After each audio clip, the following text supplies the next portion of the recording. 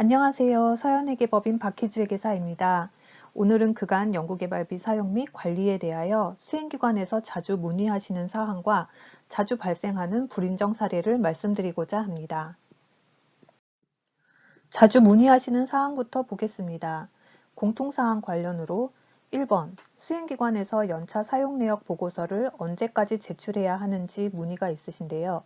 해당 연도 수행기간 종료 후 2개월 이내에 제출하시면 됩니다. 이와 비교되는 것이 최종 정산 시 사업비 사용실적 보고서 제출 기한인데요.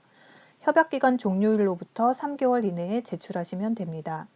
그러나 가급적 협약기간 종료 후 빠른 시일 내에 제출해 주시면 빠르게 정산을 완료하도록 하겠습니다. 2번, 사업비 사용실적 보고서를 제출한 후 증빙 등을 추가로 보완할 수 있는지도 의외로 많이 문의 주시는데요. 사업비 사용실적 보고서가 제출되면 위탁정산기관에서 1차 검토 후 보완 요청을 드리며 이때 보완을 해주시면 됩니다. 위탁정산기관이 정산을 진행하면서 RCMS의 집행건별 검토 의견을 미확정이나 보완 요청으로 둔 경우 수행기관에서 증빙 등을 추가로 업로드할 수 있습니다. 인건비 부분을 보겠습니다. 청년 의무 채용과 관련된 문의가 좀 있는데요. 1번, 협약기간이 연장된 경우에도 청년 의무 채용을 유지해야 하는지에 대해서는 의무 채용을 유지해야 합니다. 그리고 청년 채용을 1차 연도에 못했을 경우 과제 기간 내에만 하면 되는지 문의가 있으신데 청년 의무 채용 대상 과제인 경우 1차 연도에 무조건 1명 이상 채용해야 하며 채용하지 못하신 경우 청년 의무 채용 인건비 잔액은 반납해야 합니다. 2번, 청년 의무 채용은 정부 출연금이 5억 원의 배수에 달할 때마다 1명씩 누적으로 채용하시면 됩니다. 예를 들어 3년짜리 과제에서 매년 정부 출연금이 5억 원인 경우 1차 연도에는 무조건 1명을 채용하여야 하고 2차 연도에 1명 더 채용하여 총 2명, 3차 연도에 또 1명 더 채용하여 총 3명을 채용해야 합니다. 1차 연도에 3명을 모두 채용한 경우에는 1명은 청년 의무 채용, 다른 2명은 청년 추가 채용이 됩니다. 청년 채용은 채용 시점에 만 34세 이하인 연구원을 채용하는 것이 원칙이고 군복무를 하신 경우 군복무 기간만큼 가산한 나이까지 청년 채용으로 인정합니다. 다만 최대 만 39세까지만 청년 채용으로 봅니다.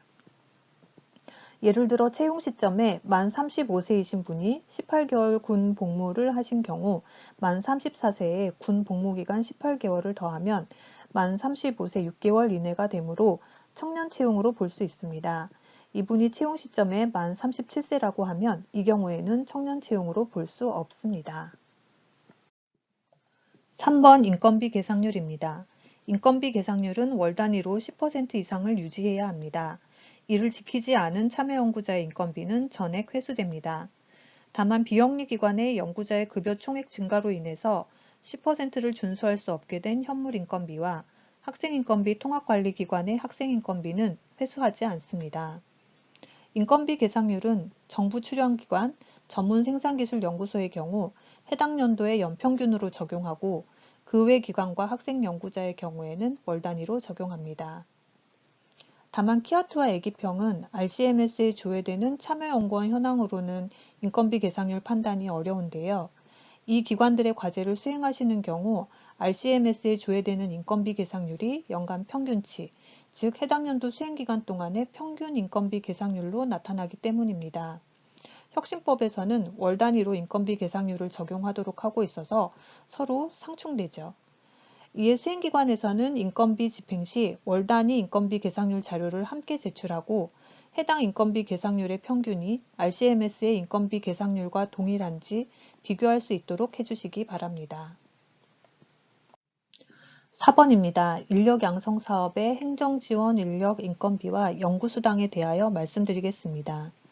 현재 연구개발비 요령에서는 비영리기관 연구부서에 소속된 연구근접 지원 인력의 경우 인건비를 계상할 수 있고 연구수당은 계상할 수 없도록 하고 있습니다. 2021년 이전 신규 협약과제에서는 인력 양성사업은 연구실 전담 인력을 내부 인건비로 편성하고 연구수당을 지급하는 방식이었으나 2022년 신규 협약과제에서는 내부 인건비가 아닌 연구근접 지원 인력 인건비로 산정해야 합니다. 이에 따라 연구수당을 지급할 수는 없고 간접비에서 연구 능률 성과급을 지급할 수 있습니다. 5번 여성연구원 가점 조건 미유지시 회수기준 적용 시기는 연구개발비 요령 부칙 3조에 따라 2022년 1월 4일 개정된 여성연구원 가점 조건 미유지시 회수기준을 해당 요령 시행 이후 신규 공고 과제부터 적용합니다. 6번 외부 참여연구원, 즉 외부 인건비를 지급받을 수 있는 경우에 대한 문의가 있는데요. 외부 인건비는 원 소속기관이 있는 경우 타 비영리기관 소속 연구자만 가능하고 영리기관 소속자는 외부 인건비 지급 대상이 될 수 없습니다. 한편 계약직 직원을 외부 인건비 지급 대상으로 사업계획서에 기재하시거나 문의하시는 경우가 종종 있는데 계약직 직원도 내부 인건비 지급 대상이며 어느 기관에 소속되어 있는지는 4대 보험 자격 취득한 기관으로 판단하고 있습니다. 다음으로 연구시설 장비비를 보겠습니다. 1번 제우스, 즉 연구시설 장비 종합정보 시스템에 등록한 경우 인정 여부인데요. 연구개발비 요령 회수기준 중 연구시설 장비비 4호에 부가세, 부대비용 포함 3천만 원 이상인 연구장비가 아이튜브에 등록되지 않은 경우 불인정으로 되어 있어 제우스만 등록하는 경우에는 불인정됩니다. 제우스에만 등록한 경우에는 사후적으로라도 아이튜브에 등록하시기 바랍니다. 2번 현물 보유 시점 및 정산 여부를 보겠습니다. 연구시설 장비비의 현물은 연구개발 과제 시작일을 기준으로 구입한 지 5년 이내에 한해 구입가의 20% 이내로 산정하며 내용연수 만료일이 현물로 계상한 연도의 말일 이후여야 합니다. 연구개발 과제가 시작되기 전부터 소유, 임차, 사용대차하고 있는 시설 장비에 한해 현물 계상토록 하고 있습니다. 정산은 현물부담 확인서로 정산을 가름하며 경우에 따라 정밀정산을 할 수도 있습니다. 3번 3천만 원 미만인 장비를 새로 구입하려는 경우 어떻게 해야 하는지 문의 주시는 경우가 있습니다. 연구시설 장비비 예산이 부족한 경우 예산을 증액하시는데 상대 항목에 따라 통보성, 승인성으로 변경하여야 합니다. 장비 금액이 1천만 원 이상인 경우 아이튜브에 등록해야 하며 구입 증빙 및 검수 확인서를 제출해야 합니다. 1천만 원대 장비를 여러 대 구입하여 총 3천만 원 이상의 장비를 구입하려는 경우 장비도입심의위원회 등 대상인지 문의 주시는 경우가 있습니다. 각각의 장비가 별도의 장비인 경우 장비도입심의위원회, 나라장터 조달은 할 필요가 없으며 1천만 원 이상의 장비는 아이튜브에 등록하여야 합니다. 다만 모듈별로 구입하여 하나의 장비를 구성하는 경우에는 3천만 원 이상인 장비에 해당하여 중앙장비도입심의위원회, 나라장터 조달, 장비 등록을 모두 진행해야 하며 신설 집행, 변경 집행인 경우에는 전문기관의 승인을 받아야 합니다. 이제 연구재료비를 보겠습니다. 1번 단계 정상 과제일 때 단계 내 연차에서 계획했던 재료비 예산이 남은 경우 2차년도에 구매하기로 계획했던 재료를 1차년도 예산으로 먼저 구매해도 되는지 문의가 있는데요. 단계 내에서는 가능합니다. 2번 연구시설 장비비, 연구재료비에서 필수 증빙인 검수조서 양식을 따로 만들지 않고 거래명세서에 검수자 사인만 있을 경우 검수조서 대신으로 볼 수 있는지에 대한 문의인데요. 시행기관 내부 규정으로 검수에 관한 규정을 설치하고 검수 의무를 다하여야 합니다. 검수 완료 확인서 미작성 시 증빙서류가 미비한 연구개발비 사용금액으로 회수 대상이 되므로 반드시 내부 규정을 마련하시고 검수 완료 확인서를 작성하시기 바랍니다. 3번 해당 연도 수행기간 내에 입고 또는 이행 완료되지 않은 건에 대하여 인정 여부를 문의 주시는데요. 단계 정산을 하므로 단계 협약기간 내에 입고 또는 이행이 완료되었는지에 따라 인정, 불인정 여부를 판단합니다. 다음으로 연구활동비입니다. 1번 개인카드로 연구개발비를 집행할 경우 부가가치세를 복원해야 하는지 여부인데요. 개인카드 사용분에 대하여는 수행기관에 부가가치세 환급이 되지 않습니다. 개인카드 사용이 가능한 경우는 출장비 정도로 한정되어 있어서 실제로 개인카드를 사용할 일이 그리 많지는 않을 것입니다. 연구재료 구매 시 현장에서 급하게 구매하시는 경우가 종종 있는 것으로 알고 있는데요.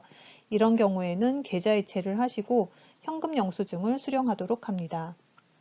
2번 워크샵 세미나 개최비에 관한 문의사항입니다. 수행기간관 워크숍도 세미나 개최의 일종인지, 세미나 개최비에 숙박비가 포함된 경우 참여연구원들의 경우 각 기관별 내부 여비 규정을 따라야 하는지에 대한 문의가 있는데요. 수행기관관 워크숍도 세미나 개최의 일종으로 볼 수 있으며 숙박비는 국내 여비의 일종으로 각 참여연구원의 소속 수행기관 국내 여비 규정에 따라 지급해야 합니다. 국내 여비는 기관별로 부담해야 합니다. 3번 3천만 원 이상 외주 용역비에서 3천만 원이 개당 기준인지 한 건 기준인지 문의가 있었습니다. 예를 들어 동일 제품을 다량 외주 가공하는 경우 3천만 원을 초과하면 3천만 원 요건에 해당하는 것인지인데요. 이 사례의 경우 계약 기준으로 판단합니다. 연구활동비를 계속하여 보겠습니다. 4번 영리기관의 연구실 운영비입니다. 2021년 협약과제의 경우 영리기관 연구실 운영비가 사업계획서에 반드시 있어야 합니다. 다만 2020년 이전 협약과제는 연구실 운영비 활용관리계획이 없으므로 기존 사업계획서의 내용으로 대체합니다. 애기편 과제의 경우 최초 협약 당시 연구실 운영비 활용관리계획이 누락된 경우에만 담당 PM에게 과제정보 수정을 요청하여 승인받고 사업계획서를 보완할 수 있습니다. 2021년의 경우 연구실 운영비 활용관리계획은 협약 이후 수정 불가능하며 최초 협약과 다르게 사용할 경우 연구개발비 회수 대상이 됩니다. 2022년 1월 4일 이후 전문기관 승인으로 연구실 운영비 활용관리계획을 변경할 수 있습니다. 이때 증빙으로 전문기관의 승인 공문을 제출하셔야 합니다. 5번 소프트웨어 세목 변경과 관련하여 말씀드리겠습니다. 국가연구개발혁신법을 적용하면서부터 소프트웨어는 연구활동비로 계상하도록 변경되었습니다. 종전에는 연구시설 장비 및 재료비에 포함되어 있어서 장비 심의 대상이 되고 협약기간 종료 2개월 이내에 납품되어야 했습니다. 2021년 국가연구개발혁신법 적용 전 협약과제의 경우 소프트웨어가 연구시설 장비 및 재료비로 산정되어 있습니다. 협약 사업계획서 기준으로 인정 여부를 판단해야 하며 장비에 포함된 경우 장비 도입 심의 대상에 포함됩니다. 소프트웨어는 세목 구분과 상관없이 연구개발 과제 협약기간 종료일 2개월 전까지 도입 또는 대여 완료되어야 하며 재난, 재해, 그 밖의 경제적, 사회적으로 중대한 사유가 발생하여 전문기관의 장이 인정하는 경우에는 협약기간 종료일 1개월 전까지 도입 또는 대여 완료되어야 합니다. 6번 영리기관 상호간 전문가 활용 가능 여부에 대한 문의입니다. 연구개발비 요령 국가연구개발혁신법의 연구개발비 사용기준에 따르면 영리기관의 전문가 활용비는 동일과제 연구개발기관 간 계상할 수 없고 사용한 경우에는 회수 대상이 됩니다. 비영리기관 전문가 활용비는 예외적으로 동일과제 연구개발기관 간 사용이 가능하나 이 경우에도 참여연구원이 소속된 최소단위 부서에 전문가가 소속되지 않은 경우에만 가능합니다. 최소단위 부서는 연구개발비 요령에 정의된 경우에만 해당됩니다. 다음으로 간접비를 보겠습니다. 1번 영리기관에서 간접비 예산은 책정되어 있으나 그 안에 연구개발 능률 성과급 예산이 명시되어 있지 않은 경우 성과급을 지급할 수 있는지 문의가 있는데요. 간접비 예산 및 한도 내에서 지급이 가능합니다. 참여연구자에게도 지급이 가능하며 연구수당과의 차이점은 연구개발 능률 성과급은 연구지원 전문가나 연구근접지원 인력 등 지원 인력에게 지급할 수 있다는 점입니다. 2번 직접비 사용률 50% 이하인 경우 간접비 감액 여부에 대한 문의사항입니다. 연구개발비 요령 별표 4 회수 기준에 연구개발기관의 직접비 사용 비율이 50% 이하인 연구개발 과제의 간접비는 직접비 사용 비율과 동일한 비율만큼만 지급 가능하며 영리기관, 비영리기관 모두 포함하여 동기준을 적용해야 합니다. 이제 불인정 사례를 보겠습니다. 먼저 발생 금액이 큰 순서대로 보고 기타 사례를 보도록 하겠습니다. 불인정 사유 중 별표가 있는 것은 상시 점검을 실시하지 않는 마지막 분기에 주로 발생하는 사항으로 수행기관에서 각별히 주의해 주셔야 하는 사례입니다. 발생 금액 순서로 봤을 때 불인정 금액이 가장 많이 발생하는 사례는 여성연구원 가점 조건 미유지 시 불인정, 연구수당 한도 초과, 환급 가능한 부가가치세입니다. 여성연구원 가점 조건은 평소 관리를 잘 해주셔야 하며 연구수당 한도 초과는 연구수당에 대하여는 한도 조건이 여러 가지 있으므로 집행 전 사전 검토를 꼼꼼히 해주셔야 합니다. 환급 가능한 부가가치세는 사업비에 포함하여 집행한 경우 수행기간 중 동부가가치세를 복원하시기 바랍니다. 다음으로 과제 무관한 항목인데요. 과제에 사용하지 않은 재료, 취소된 국외여비, 과제와 무관한 특허 관련 비용, 개인성 비용 등이 있습니다. 협약기간 내 용역이 미완료되어 불인정되는 경우도 다수 있습니다. 시험 분석, 특허 출원, 용역 결과가 수행기간 또는 협약기간 내에 완료되지 못한 경우로 협약기간 내에 완료될 수 있도록 일정 관리를 해주셔야 합니다. 직접비에서 집행한 특허 출원비 등 간접비성 경비는 간접비에서 사용하여야 하며 직접비 중 연구활동비로 집행하시는 경우가 있는데 이 경우 간접비 예산 잔액 부족 시 전문기관 승인을 거쳐 간접비 예산을 증액하신 후 사용하시면 됩니다. 특허와 관련해서는 특허 동향 분석, 전략 수립과 같은 용역비는 연구활동비에서 사용할 수 있지만 특허 출원, 등록, 유지비는 간접비에서 사용해야 함을 유념하여 주시기 바랍니다. 다음 페이지를 보겠습니다. 중간쯤에 연구수당 집행 비율이 과다하여 불인정되는 사례가 있는데요. 연구수당 집행 비율이 직접비 집행 비율보다 20%포인트를 초과하여 집행되면 불인정 금액이 발생하므로 직접비 집행 비율이 낮은 기관은 주의하시기 바랍니다. 다음 페이지 보겠습니다. 협약기간 종료 후 학회 관련 비용은 사용할 수 없습니다. 마지막 줄에 신규 인건비 전용에 대한 내용이 있는데요. 신규 인건비 잔액은 타용도로 전용할 수 없습니다. 다만 현금 인건비를 감액하거나 증액할 필요가 있는 경우 전문기관 사전 승인을 받아 변경할 수 있으니 필요하신 경우 전문기관과 협의를 진행하시기 바랍니다. 협약기간 외에 발생한 금액, 즉 협약기간 외에 지출 원인 행위가 이루어진 금액은 사업비로 사용할 수 없습니다. 협약기간 내에 미입고 재료나 미입고 도서는 불인정되며 협약기간 내에 입고되도록 일정 관리가 필요합니다. 특히 협약기간 종료일에 임박하여 사용할 수 없습니다. 최소 인건비 계상률 10% 이상을 유지해야 하는데요. 평소에 관리하여 불인정되지 않도록 유의하시기 바랍니다. 기타 사례를 보겠습니다. 연구지원 전문가 과정 미수료 인원에 대하여 인건비를 지급한 경우 불인정됩니다. 연구개발기관 내부 거래는 불가하며 협약기간 종료 2개월 전 납품 미완료된 연구장비 구입비도 불인정되므로 사전에 일정 관리를 할 필요가 있습니다. 승인받지 않은 3천만 원 이상의 장비 구입 시 불인정 대상이 되는데 이런 고가의 장비를 구입하려는 경우 전문기관의 승인뿐만 아니라 중앙장비도입심의위원회, 나라장터 조달, 장비 등록 등 여러 절차를 거쳐야 하므로 사전에 계획을 잘 세우셔서 진행하시기 바랍니다.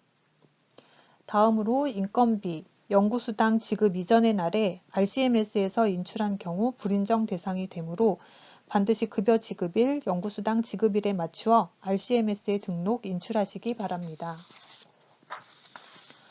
상시점검 미흡이 과다하거나 증빙 미비 사항이 다수 발생한 경우 신속히 보완 자료를 제출하시거나 소명하시기 바라며 증빙 제출이 지나치게 지연될 경우 불인정될 수 있습니다.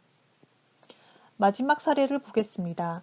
급여를 사업비분과 회사 부담분을 나누어 이체하는 경우 회사 직접 이체분에 대하여 확인이 필요합니다. RCMS에서 사업비분 인건비를 타계좌 이체하였더라도 회사의 직접 이체분에 대한 계좌이체 증빙과 급여대장을 함께 제출하여 주시기 바랍니다. 지금까지 산업부 연구개발비 사용 및 관리와 관련한 질의응답 및 불인정 사례를 설명드렸습니다. 추가적인 문의사항이 있으신 경우 메일 주소 jeongsan@shcgr.kr 정산@shcgr.kr로 문의를 주시고 각 전담 상담 창구로 전화 주시면 신속히 응대해 드리도록 하겠습니다. 여러분 사업 진행에 도움이 되기를 바랍니다. 지금까지 들어주셔서 감사합니다.